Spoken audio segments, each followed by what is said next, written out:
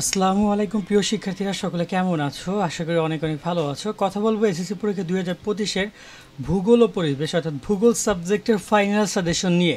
তোমাদের ভূগোল অধ্যায় বইয়ে প্রায় 15টা অধ্যায় রয়েছে। এতগুলো অধ্যায় পড়ার কোনো দরকার নেই। 7টা অধ্যায় পড়বা। কোন 7টা অধ্যায় পড়বা, কোন টপিকগুলো তোমাদের পরীক্ষা গুরুত্বপূর্ণ, কেমন কি সব বিষয়গুলো নিয়ে এবং এমসিকিউ নিয়ে আমরা আলোচনা করবো আজকের এই ভিডিওতে। তো অবশ্যই তোমরা ভিডিওটা সম্পূর্ণ দেখো এবং তোমাদের কোনো প্রশ্ন থাকলে সেটা কিন্তু কমেন্টের মাধ্যমে আমাদেরকে জানাতে পারো এখনই। আর তোমাদের প্রত্যেকটা সাবজেক্টের সাজেশন ভিডিও আপলোড করা হয়েছে ডিসক্রিপশনে, তার লিঙ্ক দেওয়া আছে, সেখান থেকে তোমরা চাইলে সাজেশন ভিডিওগুলো দেখে নিতে পারবা।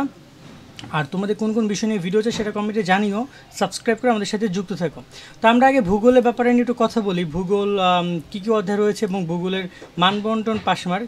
মানবন্টন প্রসঙ্গে যদি কথা বলি, 70 মার্কে এক্সাম হবে সৃজনশীল, এমসিকিউ 30, ওকে। আর পাশমার্ক হচ্ছে 70-এ 23, এমসিকিউ 30-এ 10 হচ্ছে পাস মার্ক। সৃজনশীল 11টা প্রশ্ন আসবে, 7টা অ্যান্সার করতে হবে। বহু নির্বাচনী 30টা প্রশ্ন আসবে, 30টাই অ্যান্সার তোমাদেরকে করতে হবে। এবং এই জায়গায় মানবন্টনে তোমাদেরকে 7টা প্রশ্ন আসবে, 11টা প্রশ্ন আসবে, 7টা অ্যান্সার করতে হবে। তোমাকে পুরো বই পড়ার দরকার নেই। 7টা অধ্যায় যেখান থেকে তুমি 7টা প্রশ্ন অ্যান্সার করতে পারো সেগুলো পড়লেই হবে। তো সেগুলো টপিকগুলো আমরা এই টপিকে নিয়ে আলোচনা করবো যে কোন অধ্যায় থেকে কয়টা প্রশ্ন আসতে পারে। তো কী কী অধ্যায় রয়েছে চলো আগে একটু সেগুলো দেখি।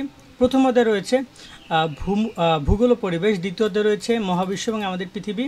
তৃতীয় অধ্যায় রয়েছে মানচিত্র গঠন ও পঠন ও ব্যবহার। চতুর্থ অধ্যায় রয়েছে পৃথিবীর অভ্যন্তরীণ বাহিক গঠন। বায়ুমণ্ডল রয়েছে পঞ্চম অধ্যায়। ষষ্ঠ অধ্যায় বায়ুমণ্ডল। সপ্তম অধ্যায় জনসংখ্যা। অষ্টম অধ্যায় মানব বসতি। সম্পদ ও অর্থনৈতিক কার্যবলী রয়েছে নবম অধ্যায়। বাংলাদেশের ভৌগোলিক বিবরণ দশম অধ্যায়।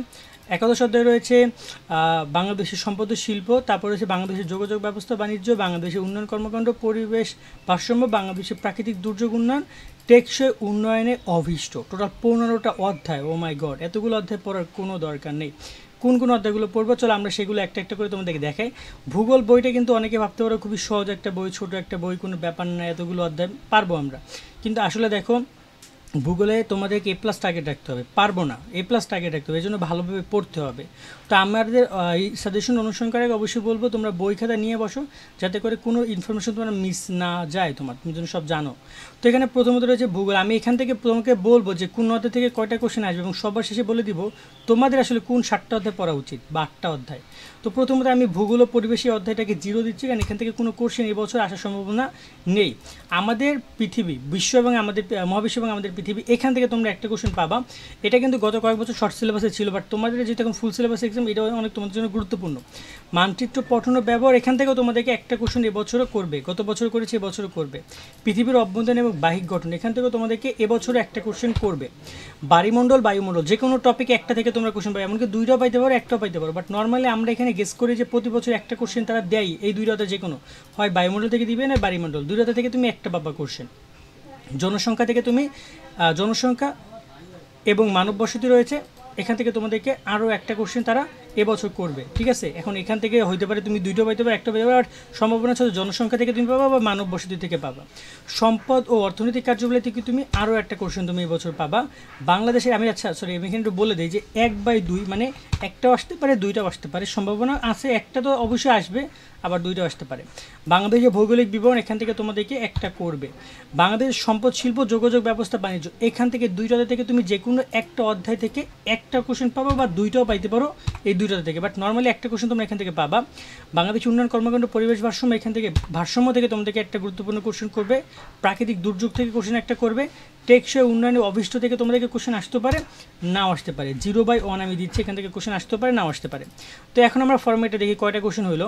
তো 1টা 2টা 3টা হলো, এখানে ধরে নাও একটা আসবে 4টা, এখানে আসবে একটা 5টা, 6টা, 7টা, এখানে একটা আসবে 8টা, এখানে একটা 9টা, এখানে একটা 10টা। তো 10টা কোশ্চেন হয় তোমাদের ওভারঅল, কিন্তু এখানে আরও একটা কোশ্চেন আসবে, সেটা হতে পারে বায়ুমণ্ডল থেকে, সেটা হইতে পারে তোমাদের এখানে যোগাযোগ ব্যবস্থা থেকে, সেটা হইতে পারে তোমাদের এখানে মানব বসতি থেকে, এরকম যে কোনো থেকে কোশ্চেন আসতে পারে।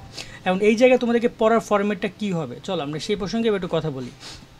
পড়ার ফরম্যাটের ক্ষেত্রে তোমাদেরকে যেটা করতে হবে, তোমাদের ভূগোল অধ্যায়টা থেকে কোনো প্রশ্ন আসবে না, কিন্তু এটা থেকে এমসিকিউ আসবে। আমরা এটা এমসিকিউ পারপাসে রেখে দিই, কিন্তু আমাদের মহাবিশ্ব এবং আমাদের পৃথিবী অতটা তোমরা পড়ো।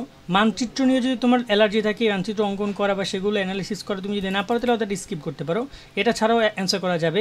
পৃথিবীর অভ্যন্তরীণ এবং বাহিক গঠন, এ অধ্যায়টা ভালো করে তুমি পড়ো। তারপর তোমার রয়েছে জনসংখ্যা, আমি যদি বলি আমি সিঙ্গল অধ্যায়গুলোর কথা বলি, সম্পদ এবং অর্থনৈতিক কার্যবলী, এ অধ্যায়টা ভালো করে পড়ো। বাংলাদেশের ভৌগোলিক বিবরণ, এই অধ্যায়টা ভালো করে তুমি পড়ো। তারপর হচ্ছে বাংলাদেশের উন্নয়ন কর্মকাণ্ড পরিবেশ ভারসাম্য এটা পড়ো, বাংলাদেশের প্রাকৃতিক দুর্যোগ উন্নয়ন এটা তুমি পড়ো। টোটাল 6টা অধ্যায়, এখানে 2টা অধ্যায়, ঠিক আছে, 13-14, এখানে 2টা অধ্যায় 9-8-9 আর 9-10 2টা অধ্যায়, এবং এখানে 2টা অধ্যায় 2 এবং 4, 6টা অধ্যায়। 6টা থেকে তুমি 6টা প্রশ্ন কনফার্ম পাবা। মানচিত্র গঠন পঠন এবং ব্যবহার যদি পারো পড়ো, নয়তো স্কিপ করো। এখানে তুমি আরও 2টা অধ্যায় পড়তে পারো, সেটা হচ্ছে বাংলাদেশের সম্পদ এবং যোগাযোগ ব্যবস্থা। এই 2টা অধ্যায় তুমি বাংলাদেশ নিয়ে অনেক ভালো জানো, তুমি বাংলাদেশের টুকটাক ছোটো ছোটো ব্যাপারগুলো তোমার নলেজে আছে, চাইলে তুমি ভালোভাবে এগুলো উপস্থাপন করতে পারবে। তাই এই 2টা অধ্যায়কে আমি পড়ার জন্য সাজেস্ট করবো। এখান থেকে 2টা কোশ্চেন আসতে পারে। সো ওভারঅল তুমি জাস্ট এই 8টা অধ্যায় পড়ে যাও। এখানে 3, 2, 5টা, এখানে একটা 6টা, 7টা, আর শেষে একটা 8টা অধ্যায় তুমি একটু ভালো করে পড়ে যাও। এইখান থেকে তোমাদের কোশ্চেনগুলো আসবে আশা করি। এই 6টা এবং এই 2টা 8টা অধ্যায় পড়ে গেলে আর এনাফ, টেনশন করতে হবে না। এরপর যদি পড়তে চাও সেক্ষেত্রে জনসংখ্যা মানববসতি পড়তে পারো, অনেক সহজ অধ্যায়, ছোটো ছোটো অধ্যায়, অনেক সহজ একটা অধ্যায়। এই অধ্যায়গুলো তোমরা কমপ্লিট করতে পারো, বেশ ভালো হবে তোমাদের জন্য এখান থেকে পড়লে। আর নৈবিত্তিক সাজেশনের ক্ষেত্রে যদি বলি, দেখো তোমাদের প্রায় 15টা অধ্যায় রয়েছে। তো 15টা অধ্যায় নর্মালি তোমাদেরকে তো পড়ার দরকার নেই, 15টা অধ্যায় থেকে কোশ্চেন আসবে। আবারও বলছি, সৃজনশীল যেমন তুমি চাইলে এখানে স্কিপ করতে পেরেছো, কিন্তু নৈবিত্তিকে তা পারবে না। নৈবিত্তিক তোমাকে 15টা অধ্যায় পড়তে ভালো হবে। এই কারণে তোমাদেরকে যেটা করতে হবে, মিনিমাম 15টা অধ্যায় থেকে তুমি 200 করে এমসিকিউ পড়বা। পার অধ্যায় থেকে 200 করে এমসিকিউ পড়লে 3000 এমসিকিউ হয়। ভূগোলের জন্য 3000 এমসিকিউ যথেষ্ট।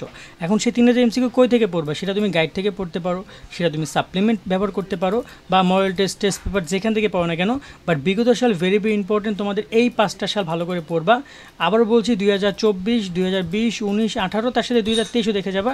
এই কটা বোর্ড ভালো করে দেখে গেলে তুমি আরও ভালো একটা রেজাল্ট তুমি এখান থেকে করতে পারবা বিগত সাল থেকে। Test paper, model test, supplement. Test paper তোমরা যখন পাবা টেস্ট পরীক্ষার পরে, টেস্ট পেপারটা ভালো করে অ্যানালাইসিস করে নিবা, এটা তোমাদের জন্য গুরুত্বপূর্ণ হবে। মডেল টেস্ট, সাপ্লিমেন্টে যদি কথা বলি, এই সাপ্লিমেন্ট থেকে তুমি মূলত সাপ্লিমেন্ট বা গাইড, এই দুইটা যে কোনো একটা জায়গা থেকে তুমি এই মোটামুটি 3000 এমসিকিউ পড়বা। দেখবা যে এতে করে অনেক বিগত সালের প্রশ্ন কমপ্লিট হয়ে যাবে, অনেক টেস্ট পেপার সলভ হয়ে যাবে। আর টেস্ট পেপার যখন পাবা, তখন টেস্ট পেপার উপর এক্সাম দিবা, তখন তোমার নৈবিত্তিকটা আরও ঝাঁঝালো হবে। এটা হচ্ছে তোমাদের বোর্ড এমসিকিউ, যে ভূগোলের এমসিকিউ নিয়ে কথা বললাম। তো এটা হচ্ছে ভূগোলের আপাতত সাজেশন। তোমরা এই জাস্ট এই অধ্যায়গুলো পড়ে যাও, আশা করি তোমাদের পরীক্ষায় কমন পাবা তোমরা। এরপর যদি তোমাদের কোনো প্রশ্ন থেকে থাকে, সেটা কিন্তু আমাদেরকে কমেন্টের মাধ্যমে অবশ্যই তোমরা জানাতে পারো। আজকের মতো আমরা এখানে বিদায় নিচ্ছি। সকলে অনেক অনেক ভালো থাকবা। আল্লাহ হাফেজ।